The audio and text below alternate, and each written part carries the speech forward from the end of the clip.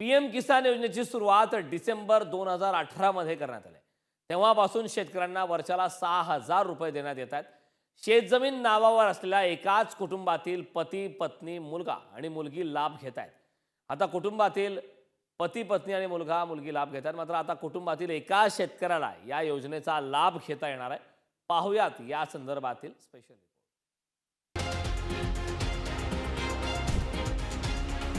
PM किसान योजनेसाठी केंद्र सरकारने नवीन नियमावली लागू केली. आता कुटुंबातील एका शेतकऱ्यालाच या योजनेचा लाभ घेता येणार आहे. त्या पार्श्वभूमीवर पती, पत्नी आणि मुले यांचे आधार कार्ड जोडणं अनिवार्य करण्यात आलं. एका कुटुंबात एका शेतकऱ्याला मिळणार लाभ. एकाच कुटुंबात योजनेचा लाभ घेणारे 2 ते 3 शेतकरी आहेत. कुटुंबातील पती, पत्नी, मुलगा, मुलगी लाभ घेत असल्यास त्यातील एकालाच लाभ घेता येणार. योजनेसाठी पती, पत्नी आणि मुलाचे आधार कार्ड जोडणं अनिवार्य आहे. जे आयकर भरतात, जे पेन्शनर आहेत त्यांना लाभ मिळणार नाही. आयकर भरूनही योजनेचा लाभ घेतला असेल तर रक्कम वसूल केली जाईल. वारसा हक्क वगळता ज्या शेतकऱ्यांनी 2019 पूर्वी जमीन खरेदी केली त्यांना लाभ मिळणार नाही. आता शेतकऱ्यांची जी हलाखीचे जीवन चाललेलं आहे, एका कुटुंबामध्ये जर 20 एकर जमीन असेल आणि 4 भाऊ असेल तर 4 भावांना तर ती जमीन 5-5 एकर येते. 5 एकर सगळं जावं म्हणजे आर्थिक भार जो आहे शेतीवर आधारित आहे आणि त्यामुळे हे प्रत्येकाला किसान योजनेचा लाभ हा प्रत्येक भावाला मिळायला पाहिजे. आणि आर्थिक दुर्बलता येईल. मुलांचे शिक्षण कसे करणार, सगळं पूर्ण त्याची हे शेतीवर आधारित असल्या कारणाने त्यामुळे ही योजना आहे, प्रत्येकाला याचा लाभ मिळायला पाहिजे. ही जी योजना आहे शासनाची खरं म्हणजे एकदम चुकीची योजना आहे. कसं आहे, शेतकऱ्यांचं संपूर्ण कुटुंब जे आहे ते शेतीवर आधारित आहे. आता उदाहरणार्थ आमच्या कुटुंबात आम्ही 2-3 भाऊ आहे. आम्हाला 2-2 एकर जमीन येते.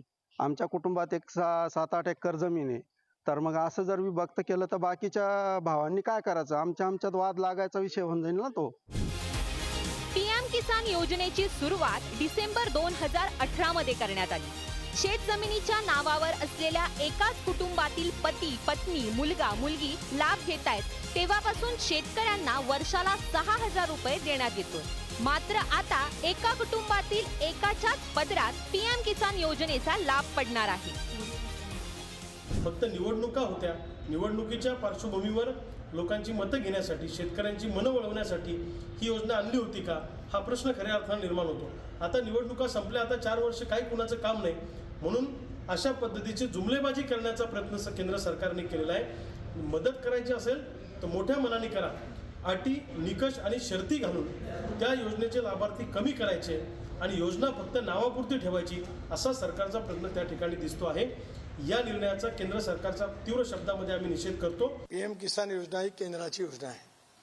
त्यामुळे केंद्राने या संदर्भामध्ये काही निकष ठरवले असतील तर त्याच्यामुळे काय कशावरती परिणाम होईल असं नाही. कारण आपण असं बघतो आहोत की ज्या वेळेला पहिल्यांदा लँड सीलिंग ऍक्ट लागू झाला त्यावेळेला सुद्धा खातेपोड झाली आणि अलीकडच्या कालावधीमध्ये सुद्धा खातेपोड होतच असते.